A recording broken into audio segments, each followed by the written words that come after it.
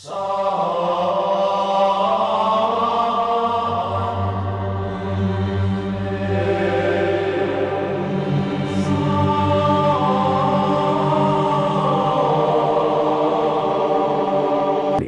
बात करते हैं आप लोगों ने जो क्वेश्चन मुझसे पहले पूछे थे, पहले तो वो ले लेते हैं। इतने जो क्वेश्चन अभी आप और पूछने वाले हो वो क्वेश्चन आंसर में आप लिखते रहिएगा।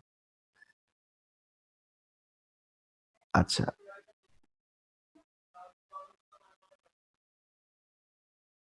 ओके।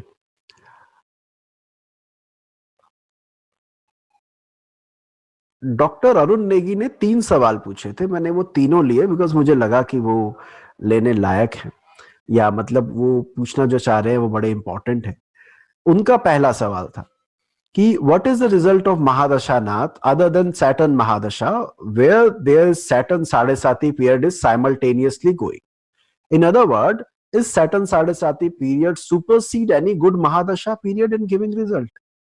मैंने आपको अभी बताया और मैंने तभी उस एग्जाम्पल चार्ट के समय ही बात कर रहा था कि भाई शनि की महादशा के अलावा अगर और कोई महादशा चल रही है और शनि की साढ़े साथी आ जाती है तो आपको महादशा को ज्यादा इंपॉर्टेंस देनी है, उस दशा को ज्यादा इंपॉर्टेंस देनी है, साढ़े साथी को कंपेरेटिवली कम इंपॉर्टेंस देनी है।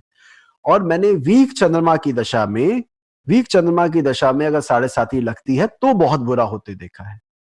तो इसका यही था। मैं ये नहीं कह सकता कि वो सुपरसीड कर जाएगा, साढ़े साथी की नेगेटिविटी अच्छी महादशा के परिणाम को सुपरसीड नहीं कर सकती, एज पर माई एक्सपीरियंस।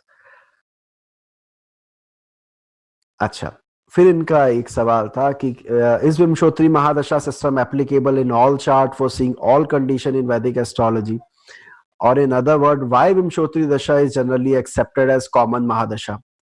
देखिए, मैंने आपको इसका उत्तर इस सेशन के दौरान भी शायद काफी लोगों को मिल गया होगा।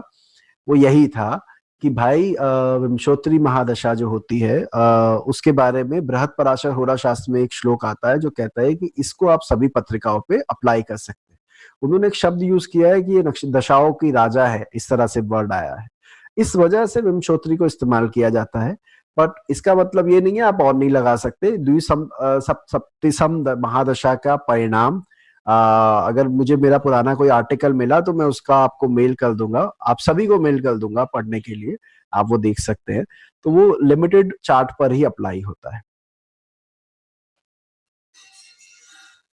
अब ये प्रश्न आया है कि क्यों विमशोत्री महादशा केवल 120 साल की होती है?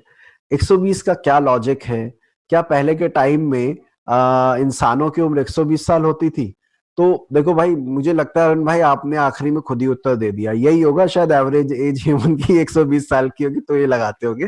पर एक बात और मैं कहूँ, योगिनी महादशा 36 की होती है और वो 3 बार रिपीट करती है, वो संकटा मंगला पिंगला, अगर आपने पढ़ा हो तो। तो ऐसा जरूरी नहीं है कि महादशा का जो अवधि है वो उतनी ही होगी, दशाओं की अवधि जितना कि व्यक्ति का जीवन होगा। ये और चीजों पे भी निर्भर करता है, पर ये 120 साल की ही है। अच्छा, फिर अरुण नेगी जी का एक और सवाल था कि क्या mahadasha when mahadasha period of any house starts, what are those factor which decide कि विच कारकत्व और सिग्निफिकेशन हैज टू एक्टिवेट। एक उदाहरण दे रहे हैं, वो कह रहे धनु लगन अगर की कुंडली हो, धनु लगन की, और चंद्रमा 8वें का स्वामी होगा, सही है, 12वें में वो नीच होगा, ये भी सही है। ऐसी स्थिति में हम क्या कहें? ये कहें कि जो जातक है वो साइकेट्रिक इलनेस से पीड़ित होगा, मेंटल हॉस्पिटल में एडमिट होगा, या ये कहें, शायद इसमें आपने आगे और भी लिखा था, या ये कहें कि जातक डीप मेडिटेशन और समाधि में चला जाएगा, क्योंकि अष्टम भाव से समाधि को भी देखते हैं। बड़ा इंटरेस्टिंग सवाल है और ये सब मैं बताऊं आपको बहुत इंपॉर्टेंट भी है। जब किसी महादशा अंतरदशा की बात कर रहे हैं कि हम उसके बुरे फल कब कहें या अच्छे फल कब कहें, पहली चीज तो ये है अरुण भाई, धनु लगन की पत्रिका में अगर ये कॉम्बिनेशन है और उसमें अगर गुरु भी इन्वॉल्व है, गुरु चंद्रमा के साथ बैठा है या गुरु चंद्रमा को देखता है, गुरु लग्नेश है इसलिए बोल रहा हूं, गुरु अगर इस कॉम्बिनेशन के ऊपर प्रभाव डालता है तो जातक स्वयं उस एक्टिविटी में इन्वॉल्व होता है। यानी कि मेडिटेशन और ज्योतिष में या ऑकल्ट प्रैक्टिस की संभावना बढ़ जाएगी। वहां पर व्यक्ति खुद चाहता है कि मैं इन्वॉल्व हूं, क्योंकि लग्नेश आ गया ना उस योग में। अगर लग्नेश आ गया तो वो दशा के फल के ऊपर प्रभाव डालेगा कि जातक ने स्वयं ने किया, जातक को ये फील होगा मैंने किया। और अगर लग्नेश उससे हटा हुआ है, लग्नेश का दृष्टि नहीं है, लगन में बैठा तो वैसे भी नहीं है, ऐसी स्थिति में हम उसको टेंशन वाला मानेंगे और कहेंगे डीप मेडिटेशन नहीं, वो दिमागी इलनेस की तरफ वो व्यक्ति जा सकता है। तो इसको लग्नेश के योग से फल में फर्क पड़ता है, देखना पड़ता है कैसे जा रहा है। ये तो खैर हमने कर लिया। इसके बाद अगला क्वेश्चन है, कम ऑन।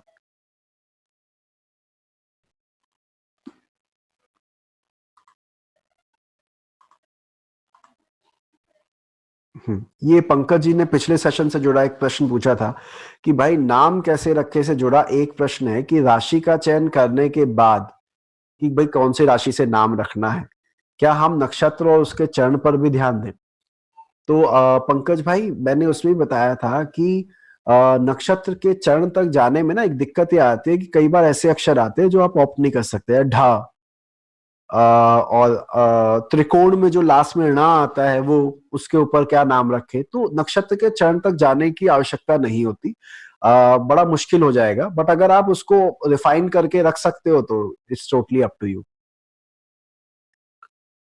लक्ष्य शर्मा का प्रश्न था कि दशा में करियर, रिलेशनशिप और मेडिकल हेल्थ वाइज ये फर्क कैसे करें कि कौन सी करियर के लिए, कौन सा रिलेशनशिप के लिए अच्छा है। देखिए, जैसे मैंने पहले भी कहा, आपको याद होगा एक कुंडली अभी हमने डिस्कस की जिसमें मैंने बताया कि अगर गुरु चंद्रमा 12वें घर में थे, वृषभ लगन की पत्रिका थी, उसमें मैंने बोला कि वो जातक के लिए दशा अच्छी नहीं है, लेकिन बहन छोटे भाई बहन की प्रमोशन के लिए अच्छी थी।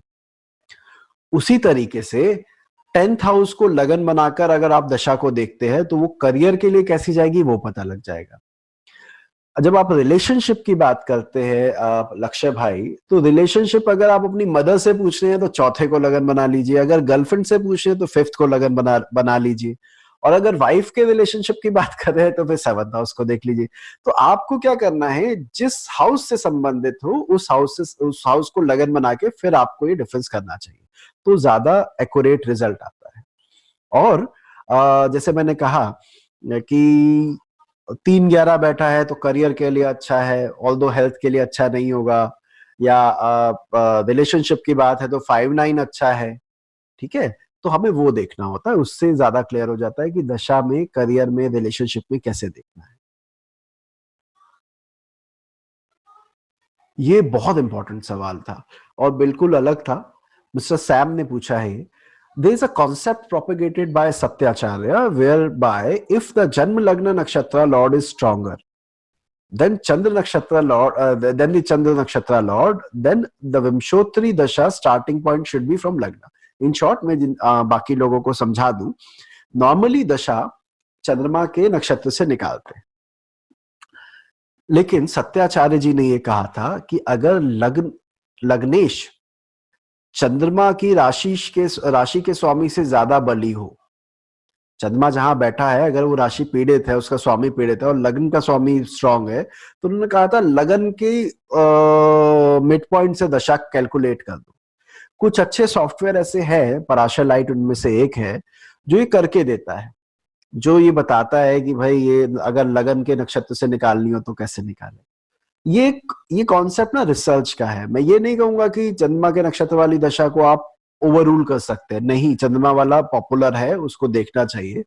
लेकिन हाँ, सत्याचार्य जी की बात जहां तक आपने रखी कि लगन स्फुटा से, वो आप कर सकते हैं जब दोनों में फर्क दिख रहा हो, और बड़ा मजा आएगा रिजल्ट निकालने में। सैम, इस पर अगर आगे मौका मिला ना, दोनों मिलकर आप मुझे कांटेक्ट कीजिएगा, हम दोनों मिलकर कुछ एक आर्टिकल वगैरह या कुछ कुंडलियों पे लगा के देखते हैं और फिर वो रिजल्ट शेयर करेंगे एएलएस के बाकी मेंबर्स से। रमेश पुरोहित जी ने पूछा था, दो वक्री ग्रहों की दशा आ जाए तो क्या होगा, या दो नीच ग्रहों की दशा अंतर्दशा चल रही हो तो क्या होगा। ये भी सवाल अच्छा है। देखो, वक्री ग्रह के बारे में ना किताबों का मत है कि उसकी दशा अंतर्दशा में आपके लिए हुए निर्णय वापस लेने पड़ते हैं, आप एक स्टेप पीछे लेके दोबारा सोचना पड़ता है मैंने सही किया है कि नहीं, और ये अनस्टेबिलिटी को भी रिप्रेजेंट करते हैं। अगर दो वक्री ग्रहों की दशा चल रही होती है तो कई केसेस में तलाक, नौकरी छोड़ना, पुराने किसी काम को बंद करके किसी और फील्ड में जाना, स्ट्रीम चेंज करना, साइंस ले ली थी बाद में कॉमर्स ऑप्ट कर ली, या एमबीए कर रहे थे फिर कुछ और कर लिया, ऐसे इसके चांसेस बढ़ जाते हैं। जहां तक नीच ग्रह के बारे में रमेश भाई आपने प्रश्न किया, मैं उनको अलग अलग करके नहीं देखता, मैं ये देखता हूँ कुंडली में एबीसी के हिसाब से भागे जाते हैं, और के बाद वो कुंडली अगर नीच है डी होगा नीच है तो मुझे उसका कोई नेगेटिव रिजल्ट नहीं दिखता। अगर वो बुरे हैं और वो नीच हो जाए तो अच्छी बात है। ओके, अब आपके क्वेश्चन लेते हैं जो आप लोगों ने अभी पूछे हैं। 48 क्वेश्चंस, वाओ ग्रेट। जय श्री राम। कुंडली में किस योग के कारण आप बन सकते हैं धनाधिपति? अमीर होने के योग। ज्योतिष में अनेक ऐसे योगों में से एक ऐसा योग आज हम डिस्कस करने जा रहे हैं, उस योग का नाम है